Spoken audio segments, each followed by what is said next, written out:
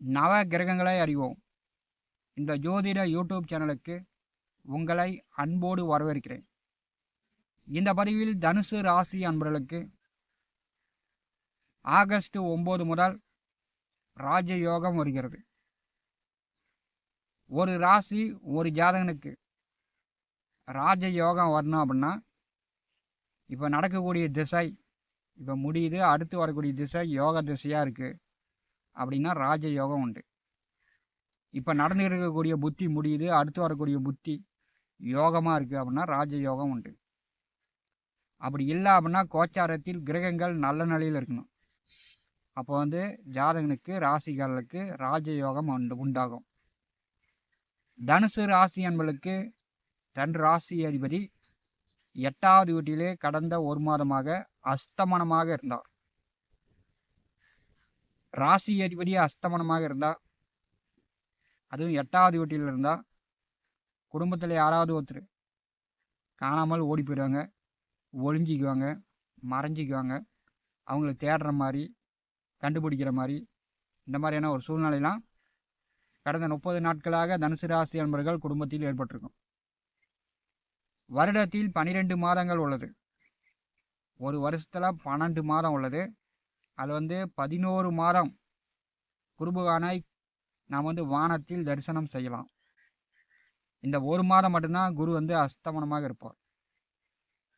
இந்த ஒரு மாதத்தில் பிறக்கக்கூடியவர்கள் தான், குரு அஸ்தமன காலத்தில் பிறக்கக்கூடியவர்கள் தான் குடும்பத்தில் எத்தனை பேர் இருந்தாலும் இவங்க பரம்பரை தோஷத்தை, பரம்பரை கர்ம சாபத்தை பெற்றவராக, இந்த ஜாதகன் பிறந்த பிறகுதான் குடும்பத்துக்கே தோஷம் வந்துச்சு அப்படின்னு சொல்லக்கூடியவராக இருப்பார்.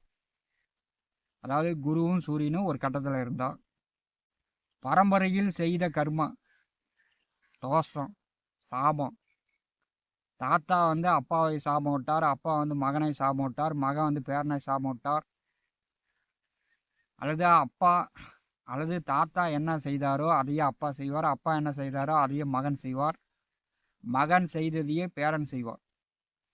இதான் பரம்பரை கர்ம தோஷம்.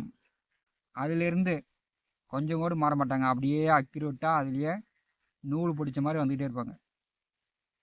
இது பெரும்பாலானவர்களுக்கு இந்த குரு சூரியன் நினைவு இந்த மாதிரி கர்ம சாபம் கொண்டவர்களுடைய குடும்பத்தில், பரம்பரை தோஷம் உள்ளவர்கள் குடும்பத்தில் தான் இந்த குரு சூரியன் ஒரு கட்டத்தில் இணைவில் குரு அஸ்தங்கமாக ஜாதகன் பிறப்பார்.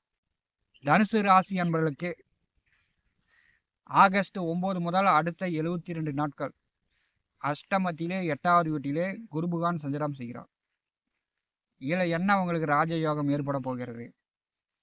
தெய்வம் எப்படி உங்களுக்கு கூடவே இருந்து துணை புரியும் அப்படின்னா பார்த்தீங்கன்னா, கோச்சாரத்திலும் சரி சுய ஜாதகத்திலும் சரி 8வது வீட்டில் குரு நின்றால் ஜாதகன் ஆணாக இருந்தாலும் சரி பெண்ணாக இருந்தாலும் சரி கற்பு ஒழுக்கம் தவறாதவராக இருப்பார். கற்புக்கு களங்கம் ஏற்படுத்தி கொள்ளாதவராக இருப்பார்.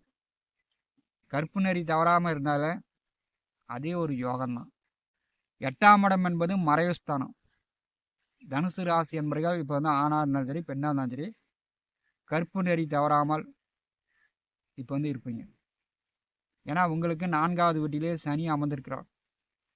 சனி சுகஸ்தானத்திலே இருக்கும்போது எப்படியாவது ஒரு வழியில் கற்பு நெறி தவற வச்சிடும், இதே ஒரு வழியில் இழுத்துட்டு போயிடும். அதை குருபகான் 9ஆம் பார்வையால் சனியை பார்வை செய்யும்போது தனுசு ராசி என்பவர்கள் கற்பு நெறி தவறாதவராக ஒழுக்கமானவராக இருப்பீங்க. இப்போ நகை அடமானம் வைத்தவர்கள், வீடு வாடகைக்கு விட்டவர்கள், காடு நிலம் சொத்து குத்தகைக்கு விட்டவர்கள் வரவேண்டிய பணம் கரெக்டாக வரும். பார்த்தீங்கன்னா நகையை அடகு வைத்தவர்கள் பார்த்தீங்கன்னா கடனை கட்டிட்டு அந்த நகையை திருப்பி வாங்கிடலாம். ஒத்திக்கு வச்சவர்கள் வீடோ வீட்டு மனையோ சொத்துக்களோ ஒரு 2 வருஷம் ஓட்டிக்கிட்டு இருங்க, நான் கடன் கட்டிக்கிட்டு பத்திரத்தை வாங்கிக்கிறேன் அப்படின்னு சொத்துக்களை போய் ஒத்திக்கி வச்சுட்டு பத்திரங்களை வச்சுட்டு கடன் வாங்கினவர்கள் அந்த கடனை கட்டிட்டு அந்த பத்திரத்தை வாங்கிக்குவீங்க, உங்களுடைய அக்ரிமெண்ட்டு முடிஞ்சிடும். 8வது வீட்டிலே குரு சிறப்பாக செல்லும்போது பேப்பரு ஸ்டாக்குமெண்ட் சார்ந்து கடன் சார்ந்து ஒரு நன்மைகள் தனுசு ராசி என்பதற்கு இந்த காலகட்டம் ஏற்பட போகிறது. 4வது வீட்டை குருபகான் சிறப்பாக பாரி செய்யும்போது மனைவி வழியில், அம்மா வழியில், பாட்டி வழியில் பார்த்தீங்கன்னா பெரும்பாலானவர்களுக்கு தனுசு ராசி அன்பர்கள் அம்மா ஊரில் போய் குடியிருப்பவர்கள் பல பேர்.